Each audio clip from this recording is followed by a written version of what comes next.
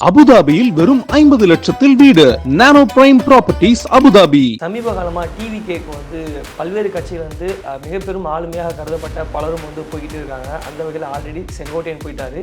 இப்போ அவரை தொடர்ந்து நாஞ்சில் சம்பத்தும் தாவக்காக்குள்ளே ஐக்கியமாயிருக்காரு. இது ஒரு மிகப்பெரிய நகர்வாக பார்க்குறாங்க சார்.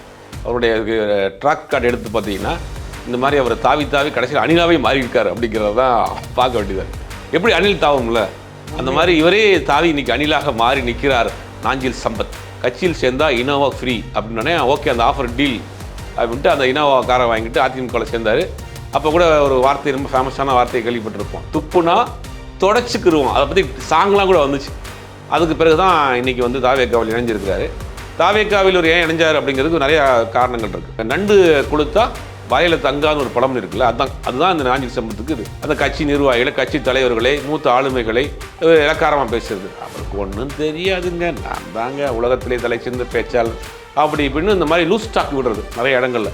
அது எத்தனை தொண்டன் சும்மா இருப்பான், திடீர்னு மனமாட்டது என்ன காரணம் அப்படின்னு போகிறப்ப இன்னொரு டீலிங்கும் வரக்கூடிய தகவல் என்னன்னா, இவருக்கு இனோவா கார் அங்கேயும் கிஃப்ட் கொடுக்கப்படுது. அப்படியா? 100% கொடுக்க போகிறது. வரக்கூடிய தகவல் என்னன்னா, விஜய் அவருக்கு கிஃப்டாக ஒன்று கார் கொடுக்க போகிறாரு. அது சில நாட்களில் அது வெளியிலே வரும், இல்லை மறைமுகமாக கூட கொடுக்குறதுக்கு வாய்ப்பு இருக்குது. ஏண்டா ஒரு பக்கம் செங்கோட்டையன் வந்துட்டார், ஒரு பக்கம் நாஞ்சில் சம்பத் வந்துட்டார். நம்ம தளபதி முதலமைச்சர் ஆக்கிடுவாங்கடா. நீ வேறடா ஜனவரியிலேயே போயிடலாம்டா, அடுத்த வருஷம் ஜனவரிலாம் பாரு செக்ரட்டரியேட்லேயே நம்ம தளபதி தான் கேக் விட்டுவார். பார்த்தி அடுத்த நியூ இயர் நம்ம அங்கே வெயிட் பண்ணுவோம்டா செக்ரட்டரியேட்டில் அப்படின்ற மாதிரி இன்றைக்கி நண்பன் நம்பிக்கைலாம் அப்படியே பூரிச்சு போய் திமுகவில் முக்கியமான தலைவர்கள்லாம் வரப்போகிறாங்க அப்படின்னு சொல்லுவாங்க. எந்த அளவுக்குன்னா அங்கே சிட்டிங் எம்எல்ஏக்கெலாம் இருக்கக்கூடியவங்க கூட பதவியை ராஜினாமா பண்ணிட்டு தாவேக்காவுக்கு வரப்போகிறாங்க அப்படின்னு சொல்கிறாங்க. 50க்கும் மேற்பட்ட உலக நாடுகளில் 100 கோடிக்கும் அதிகமான ஆகாயம் தமிழ் பார்வையாளர்களுக்கு பேரன்பும் திருநன்றி.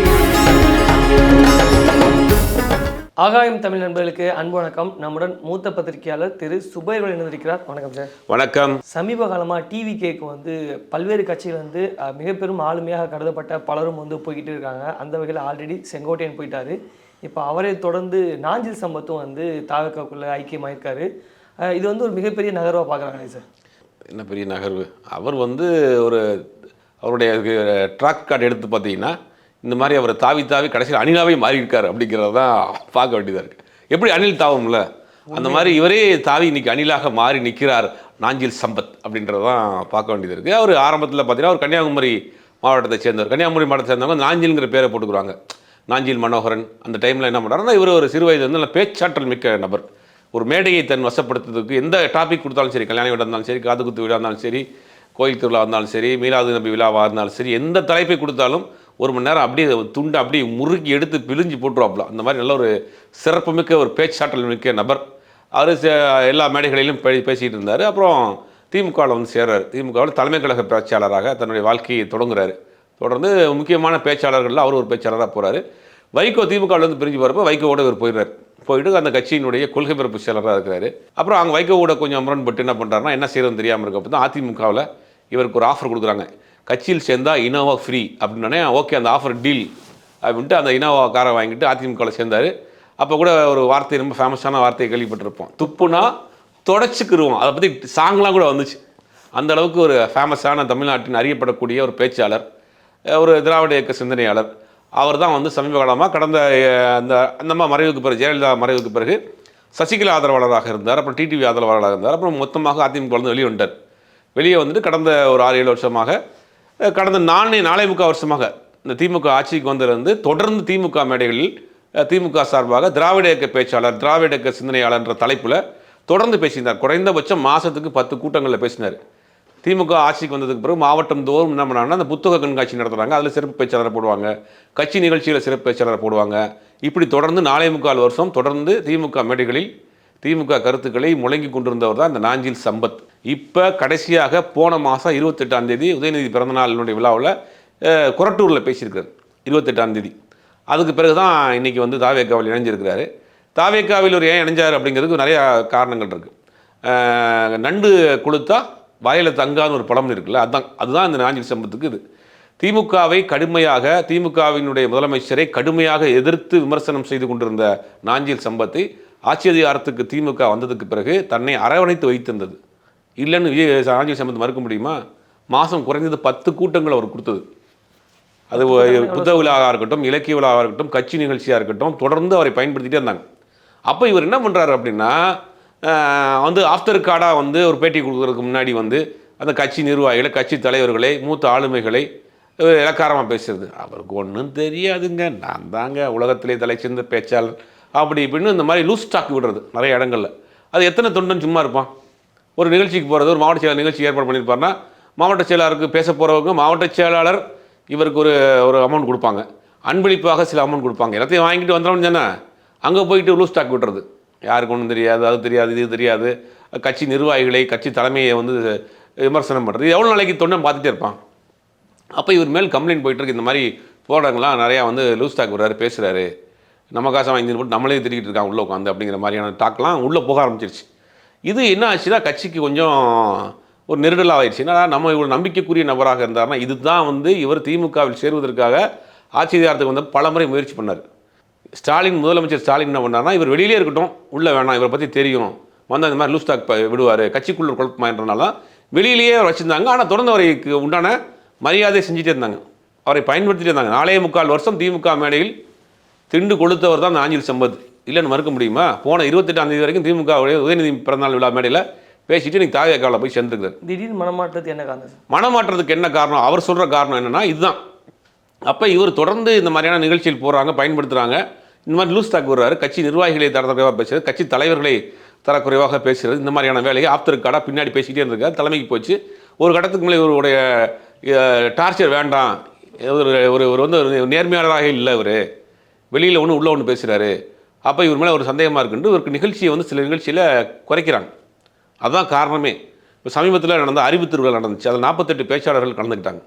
48 பேச்சாளர்கள் அது இளைஞரணி சார்பில் நடத்தப்பட்ட பேச்சாளர், பெரும்பாலும் இளைஞர்களாக இருக்கக்கூடிய பேச்சாளர் பேசினாங்க, கொஞ்சம் சீனியர் பேச்சாளரும் பேசினாங்க. அப்போ இவர் அந்த இதில் வந்து இவர் பேர் இல்லை, அந்த பேச்சாளர் லிஸ்ட்டில் இவர் பேர் இல்லை. அப்போ அவர் சொல்கிறாரு, தமிழ்நாட்டில் தலை சேர்ந்த பேச்சாளர்களை நீங்கள் எண்ணி பார்த்தால் முதலில் என் பேர் தான் இருக்கும். ஏன் உங்களோட பேச்சாளர் கிடையாதா? அதெல்லாம் வந்து என்னை வந்து கூப்பிடலை, எப்போ என்னை ஒதுக்க பார்த்தாங்க அப்படின்னு முடிவு பண்ணிட்டார். இவர் கொஞ்ச நாளாகவே என்ன பண்ணுறாருன்னா, ஒரு புதிய கட்சி வர்றப்ப அந்த பறந்த விளைஞ்ச காட்டுக்கு பறந்த குருவின்னு ஒரு பழமொழி இருக்கும், கேள்விப்பட்டிருக்கீங்களா? அது விளைஞ்ச காட்டுக்கு பறந்த குருவி, எங்கே விளைஞ்சிருக்கோ அந்த காட்டில் போய் அந்த பறவை திண்டு ஒடியாந்துடும். அவர் புதுசாக கட்சி ஆரம்பிச்சிருக்கு, நம்ம சோலோவாக்கு பெர்ஃபார்ம் பண்ணலாம், நமக்கு தொடர்ந்து நிகழ்ச்சி கொடுப்பானுங்க, நம்ம போகிறது தான் நிகழ்ச்சியும் அப்படிங்கிறப்ப இது ஒரு ஆசிலேஷன் மைண்டில் இருக்குது. கட்சிக்குள்ளே இந்த மாதிரி லூஸ் ஸ்டாக் விட்டதுனால அவருக்கு நிகழ்ச்சியை குறைக்கிறாங்க. இவர் வேறு பக்கமும் ரூட்டை போடுறாரு. போடனே தாவேக்கா தரப்பில் போவோம், தாவேக்கால் ஆள் இல்லை அப்படின்னு போகிறப்ப இன்னொரு டீலிங்கும் வரக்கூடிய தகவல் என்னென்னா, இவருக்கு இனோவா கார் அங்கேயும் கிஃப்ட் கொடுக்கப்படுது. அப்படியா? 100% கொடுக்கப்படுது. வரக்கூடிய தகவல் என்னென்னா, விஜய் அவருக்கு வந்து கிஃப்டாக ஒன்று கார் கொடுக்க போகிறாரு, அது சில நாட்களில் அது வெளியிலே வரும், இல்லை மறைமுகமாக கூட கொடுக்கறதுக்கு வாய்ப்பு இருக்குது. அதெல்லாம் பேசி டீலிங்லாம் பேசி முடிச்சது பிறகு மந்த்லிங்கிற மாதிரியான இவருக்கு ஒரு பேக்கேஜ் மாதிரி ஒன்று பேசி இன்றைக்கி கட்சியில் தாவேக்காவை இழந்திருக்கிறார். இணைந்ததுக்கு பிறகு பத்திரிகையாளரை சந்திச்சிருக்கிறாரு. பத்திரிகையாளர் நிறையா கேள்விகளை கேட்குறாங்க. அந்த எல்லா கேள்வியும் துடைக்கிற மாதிரி இவர் தொடச்சி போட்டுகிட்டே தான் போகிறார். நீங்கள் ஏன் வந்து ஒரு நாள் திமுக மேடைகளில் பேசிகிட்டு இருந்தீங்க, உங்கள்கிட்ட எது ஹெவியாக விஜய்கிட்ட இழுத்தது அப்படின்னு கேட்குறாங்க பத்திரிகையாளர் கேட்குறாங்க. நீங்கள் அவர் சொல்கிறாரு, இல்லை விஜயினுடைய பின்னாடி இருக்கக்கூடிய 2 லட்சம் தொண்டர்கள், லட்ச தொண்டர்கள் என்னை கவர்ந்து இழுத்தார்கள்னார். சரி, கொள்கை என்ன? கொள்கை தேர்தல் நேரத்தில் சொல்வார். சரிங்க, திருப்பரங்குன்ற மேட்டர் பெருசாக போய்கிட்டு இருக்கே, அதை பற்றி கருத்து சொல்ல, மௌனமாக இருப்பதும் கூட ஒரு விதமான அரசியல் அப்படின்லாம் பேசிகிட்டு இருக்கிறார். அப்போ முழுவதுமாக தன் வயிற்று பிழைப்பிற்காக அவரே சொல்கிறார், நான் வாயை வைத்து பிழைப்பு நடத்தக்கூடியவன், என்னுடைய வயிற்று பிழைப்புக்காக நான் அங்கே போயிருக்கிறேன், நான் என்ன செய்ய முடியும் கடைசி காலத்தில் அப்படிங்கிறார். அவர் வந்து இப்போ கொள்கை ரீதியாக ஈர்க்கப்பட்டலாம் போல, என்னுடைய பிழைப்புக்காக அங்கே போயிருக்கேங்கிறத அவர் ஓப்பனாக சொல்லியிருக்கிறாரு. அதுதான் இன்றைக்கி தாவேக்கால சேர்ந்துருக்கிறாரு. இது நண்பா நண்பியெல்லாம் இன்றைக்கி ரொம்ப வைப்பில் இருக்காங்க. அப்படியும் ஏன்டா ஒரு பக்கம் செங்கோட்டையன் வந்துட்டார், ஒரு பக்கம் நாஞ்சில் சம்பத் வந்துட்டார், நம்ம தளபதி முதலமைச்சர் ஆக்கிடுவாங்கடா, நீ வேறடா ஜனவரியிலேயே போயிடலாம்டா, அடுத்த வருஷம் ஜனவரிலாம் பாரு செக்ரட்டரியேட்லேயே நம்ம தளபதி தான் கேக் விட்டுவார், பார்த்தியா அடுத்த நியூ இயர் நம்ம வந்து அங்கே வைப் பண்ணுவோம்டா செக்ரட்டரியேட்டில் அப்படின்ற மாதிரி இன்றைக்கி நண்பா நம்பிக்கைலாம் அப்படியே பூரிச்சு போய் சந்தோஷத்தில் அப்படியே அந்த வழியில் போகிற மாதிரி அப்படியே யோசிச்சுட்டு இருக்காங்க. அடுத்த வருஷம் இன்னாரெல்லாம் நாங்கள் எங்கே இருப்போம் தெரியுமா, ஒரு பக்கம் செங்கோட்டைன்னு ஒரு பக்கம் அப்படின்ற மாதிரி அப்படியே இன்றைக்கி வந்து ஒரு ஃபுல் ஃபீலிங்கில் அப்படியே இன்றைக்கி வண்டி ஓடிட்டு இருக்கு. ஃபுல்லாக சோஷியல் மீடியா அப்புறம் அண்ணன் சம்பத்துன்னு ஃபயர் விட்டுருக்காங்க. சம்பத் யாருன்னு முதல்ல எங்களுக்கு தெரியாது, அவர் ஒரு நடிகர் நடிச்சிட்டு இருக்காங்க. 2-3 படத்தில் நடித்தார், எல்கேஜி படத்தில் அதெல்லாம் நடிச்சதுனால சம்பத் யாரோ நடிகர் போல் அப்படின்னு தான் நினச்சிருக்காங்க நண்பா நண்பிகள். இல்லை அவர் பெரிய அரசியல்வாதிங்க, பேச்சுலாம் நிறைய மேடையெல்லாம் பேசியிருக்காராண்டா அப்படின்னு அந்த மாதிரி பேசிக்கிட்டு இருக்காங்க. அதனால் வந்து அந்த மாதிரி இன்னைக்கு வைப் மூடில் இன்னைக்கு வந்து நண்பா நண்பிகள் இருக்கிறாங்க. தாவேக்காவுக்கு வந்து தொடர்ந்து பெரிய பெரிய நபர்கள் போயிட்டு இருக்காங்க. இப்போ செங்கோட்டையன் சொல்லும்போது அதிமுகவிலிருந்து இன்னும் பலர் போகிறதுக்கான வாய்ப்புகள் இருக்குது அப்படின்னு சொல்கிறாங்க. அதேமாதிரி இன்னொரு பக்கம் சொல்கிறாங்க திமுகவிலிருந்து முக்கியமான தலைவர்கள்லாம் வரப்போகிறாங்க அப்படின்னு சொல்கிறாங்க. எந்த அளவுக்குன்னா அங்கே வந்து சிட்டிங் எம்எல்ஏக்கெலாம் இருக்கக்கூடியவங்க கூட பதவியை ராஜினாமா பண்ணிட்டு தாவேக்காவுக்கு வரப்போகிறாங்க. இல்லை அவங்க யாரும் புத்தி சுவாதீனம் இல்லாதவங்களும் அப்படி பதவி ராஜினாமா பண்ணிட்டு போவாங்களா? எங்கள் ஆளுங்கட்சியாக இருக்குது. 2019, 2021, 2000 தொடர்ந்து வெற்றி பெற்று போயிட்டே இருக்கிறாங்க. ஒரு கூட்டணி வலுவாக இருக்குது. இன்னும் ஒரு தேர்தலை சந்திக்காத ஒருத்தர் வந்து எம்எல்ஏ பதவி ராஜினாமா பண்ணிட்டு அங்கே போகிறாருன்னா அவர் எதை அவருக்கு நோக்கி போகிறார்? எதுக்காக போகிறாரு? ஒன்றும் நீங்கள் வந்து மக்கள் பிரச்சனையை பேசக்கூடிய, மக்களுக்கு பிரச்சனைக்காக களத்தில் இருக்கக்கூடிய, ஒரு போராட்ட களத்தில் இருக்கக்கூடிய, மக்கள் எழுச்சி மிக்க ஒரு தலைவர். இங்கே சினிமா நடிகராக வந்து ஒரு கட்சி ஆரம்பிச்சிருக்கீங்க. அந்த சினிமா ரசிகர்கள் கூட்டம் பின்னாடி இருக்குது. ஒன்றும் பொதுமக்கள் உங்களுக்கு வாக்களிக்கிறாங்களா இல்லையாங்கிறது முடிவு பண்ணல. தேர்தல் முடிவு போகிறது தான் தெரியும். அப்புறம் எப்படி போவாங்க அவங்க? இப்போ ஒரு நரேஷன் 20%, இந்த 15%, இந்த 22% ஒரு கிளப்பிடுவாங்க பார்த்தீங்களா? ஒரு நரேஷன் செட் பண்ணுறாங்க. மற்ற கட்சிகளை உள்ளே இழுக்கிறதுக்கு, மற்ற கட்சியில் இருக்க ஆட்களை உள்ளே இழுக்கிறதுக்காக ஒரு நரேஷன் செட்டிங் தான். 20% இருக்குது. அந்த கட்சி ஜப்பானில் ஜாக்கி சான் கூப்பிட்டாங்க, சிங்கப்பூரில் இவர் கூப்பிட்டாரு அப்படிங்கிற மாதிரியான அந்த கட்சியிலேருந்து அவர் வர்றாரு. இந்த கட்சியில் பூரா செய்தியாக பரவ விடுறது. ஒரு செய்தியை பரவ விட்டு நரேஷன் செட் பண்ணக்கூடிய வேலையை செஞ்சுட்டு இருக்காங்க. நாஞ்சில் சம்பத் எந்த கட்சிக்கு வேணாலும் போவார். நாளைக்கு காலையில் வேறு கட்சியில் இருந்துச்சு விஜய் திரு சொன்னால் திட்டிடுவார். அப்படியும் விஜய்க்கு கொள்கை ரீதியாக என்ன தெரியும்? அவர் இப்போ தான் அரசியலில் தவழ்ந்து வரக்கூடிய ஒரு குழந்தை. அந்த குழந்தை ஆட்சி அதிகாரத்தை கையில் கொடுக்க முடியுமா? அப்படி நாளைக்கு காலையில் திடீர் பேச அப்படிப்பட்ட ஒரு நபர் தான். அப்போ எந்த மேடையில் வேணாலும் அதுக்கு மாதிரி பேசிக்கிறார் நாஞ்சில் சம்பத். இப்போ நீங்கள் கல்யாண வீட்டில் போனால் இந்த மணமக்களை வாழ்த்தி அப்படின்னு அந்த பற்றி அரை மணி நேரம் பேசுவாப்பில். மிகச்சிறந்த பேச்சாளர், எப்படி வேணாலும் பேசக்கூடிய பேச்சாளர். அவர் தான் இன்றைக்கி சேர்ந்துருக்கிறாரு. அவருடைய அனுபவம் இருக்குது. ஒரு இலக்கியவாதி, அரசியல்வாதி, நீண்ட மேடைகளை பகிர்ந்தவர், நீண்ட மேடைகளை பார்த்தவர், பல கட்சிகளை கடந்தவர். அப்படிங்கும்போது அந்த கட்சிக்கு ஒரு பயனுள்ள விஷயமா இருக்கும். ஆனால் அதை உள்வாங்கக்கூடிய தகுதி ஆற்றல் எப்படி அவங்க எடுத்துக்கிற போகிறாங்க? நாஞ்சில் சம்பத்தை சங்க இலக்கியத்தில் ஒரு பாடலை பாடிட்டு இருக்கப்ப என்ன இந்த பாட்டு பாடுற, போக்கரிலிருந்து அந்த பாட்டு பாடு அப்படின்னு என்ன பண்ணுவீங்க? தம்பி, சங்க இலக்கியத்தில் வரக்கூடிய பாடலை கேட்டு தெரிந்து கொள், இதெல்லாம் எனக்கு வேண்டாம், எனக்கு நீங்க இருந்து பாடு அப்படின்னு தான் அவங்க வந்து சொல்ல போறாங்க. நாஞ்சில் சம்பத் எவ்வளவு நாளைக்கு அங்கே இருக்க போறார் அப்படிங்கிறத அவன் பொறுத்து இருந்தால் பார்க்கணும். பல்வேறு கட்சிகளும் இருக்கக்கூடிய பலரும் கட்சி கடந்தும் பார்த்தீங்கன்னா வந்து விஜயோட கடைக்கண் பார்வையாக நம்ம மேலே பற்றுறாதா அப்படின்னு சொல்லிட்டு ஓவர் ஹைப்பாக வந்து பல்வேறு கருத்துக்களை தெரிவிக்கிறத பார்க்க முடியுது. அதாவது ஏதோ ஒரு வகையில் வந்து விஜய் கட்சி நம்ம சேர்ந்தோணும், ஏதோ பொறுப்பு வேணும் அப்படின்னு சொல்லி ஆர்வமாக இருக்க தானே செய்கிறாங்க. இல்லை, அது நீங்கள் அரசியலுங்கிறது ஒரு எடுத்தோடனே பதவி கொடுக்குது. அது பாஜகவில் பார்த்தீங்கன்னா கிட்டத்தட்ட ஒரு 50க்கு மேற்பட்ட அணி இருக்குது. உணவு உபசரிப்பு அணி, விருந்தினர் இருக்கு. இந்த அணிலாம் பாஜகவில் தான் இருக்குது. உணவு உபசரிப்பு அணின்னு ஒன்று கேள்விப்பட்டிருக்கேன். எந்த கட்சியிலையும் கிடையாது. அப்போ கட்சிக்கு வரக்கூடியவர்களுக்கு பதவிகளை கொடுக்குறப்ப என்ன பண்ணுவாங்கன்னா அவங்க இருப்பாங்க. அது ஒரு வகையான ஒரு ஸ்ட்ராட்டஜி தான், உள்ளே இழுக்கிறதுக்கு ஆட்களை. அப்போ புதுசாக ஒரு கட்சி ஆரம்பிச்சிருக்கு, ஏதாவது போனால் ஏதாவது பதவி கொடுப்பாங்க. இப்போ அங்கே போஸ்டிங் காலியாக தானே கிடக்கு. இப்போ ட்ரெயின் காலியாக இருக்குது, எந்த ரெஜிஸ்ட்ரேட்டோட ஏறி உட்காந்துக்கலாம் அப்படிங்கிற மாதிரி புதுசாக ஒரு கட்சி ஆரம்பிச்சிருக்கலாம். போனவொடனே நமக்கு வந்து ஒரு மீடியா வெளிச்சம் கிடைக்கும். விஜய் கட்சியில் சேர்ந்தவனே ஜெயிக்கிறப்ப தோக்குறது ஒரு மீடியா வெளிச்சம் கிடைக்கும். எல்லாருமே ரீல்ஸ் போடுற தம்பிகளாக தான் இருக்கிறாங்க, நம்மளையும் சேர்த்து ரீல்ஸ் போடுவானுங்க, நம்மளுக்கு ஃபயர் விடுவானுங்க அப்படின்ற ஒரு ஆர்வம் தான். பட் அது தேர்தல் நேரங்களில் தான் அந்த செயல்பாடுகள் எப்படி இருக்குது, மக்கள் எப்படி அவர்களை வாக்களிக்கிறாங்கிறது தெரியும். ஒரு விஷயம் தொடர்ந்து சொல்லிகிட்டே இருக்காங்க. அதாவது விஜய் கட்சிக்காரங்க வந்து சோசியல் மீடியாவில் மிக வேகமாக இயங்கக்கூடிய நபர்களையும் சரி, அதே போல் ஃபேஸ்புக்காக இருக்கட்டும், இன்ஸ்டாவாக இருக்கட்டும், யூடியூப்பாக இருக்கட்டும், இந்த தளங்களில் வந்து மிக அதிகமாக இயங்கக்கூடிய நபர்களை வந்து குறிவிச்சு அவங்க கேன்வாஸ் பண்ணுறாங்க அப்படின்ற தகவலாம் பார்க்க முடியுது சார். அது நடக்குதா சார்? இல்லை, அப்படி பார்த்தா என்னையெல்லாம் கூப்பிட்டுருக்கணும்ல. திமுக ஆதரவாளன்றானுங்க, பல கோடி வருதுன்றானுங்க, அந்த கம்பெனிலேருந்து காசு வருதுன்றானுங்க, இந்த கம்பெனிலேருந்து காசு வருதுன்றானுங்க. அப்படி கிடையாது.